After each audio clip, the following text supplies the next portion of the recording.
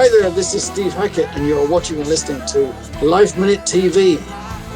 Famed prog-rock guitar virtuoso Steve Hackett rose to fame as one of the members of the classic group Genesis back in their early 70s, leaving the band in 77 to pursue his solo career, with a stint in between with Yes's Steve Howe to form GTR.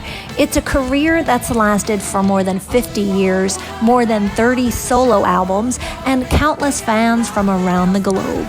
I have to go where my muse points me, whether that's rock and roll or whether it's stuff that's classically inspired, acoustic guitar or electric guitar. So somewhere between jazz rock and classical, I guess you might say somewhere between Hendrix meets Segovia. The non-conformist Rock and Roll Hall of Fame musician makes music on his own terms and has just released his latest masterpiece, his second this year. The latest album is called Surrender of Silence. It's a very unromantic record. First of all, I did an album called Under a Mediterranean Sky, which was basically all nylon guitar, all acoustic, all very gentle stuff.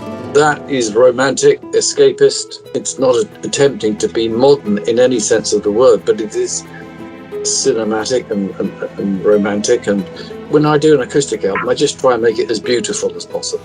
This one he describes a release of energy, sublime instruments from around the globe, violins, a monster rhythm section, soaring sax and bass clarinet, a powerful organ, and of course his guitars. Besides the mind-blowing sounds, his music also has meaning. I want so much more for music that should be vital and could literally save the planet at the moment. So yeah, there are songs on Surrender of Silence that address climate change, poverty, all the rest. Above all, one thing is for certain: Hackett lives for the music, stays true to his integrity with an almost Socrates philosophy about it. I think music ought to be challenging. The music itself is the star. I am not the star. I've got nothing to do with it whatsoever.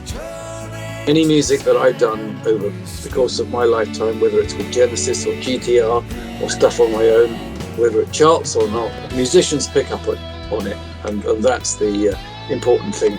I think really what I'm working towards is the idea of legacy and heritage and all the rest.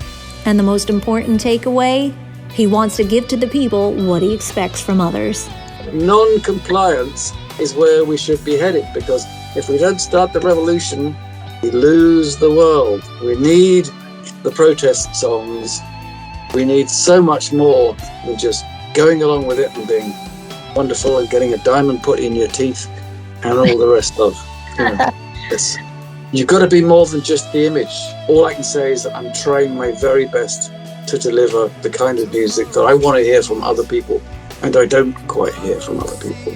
To hear more of this interview, visit our podcast, Life Minute TV, on iTunes and all streaming podcast platforms.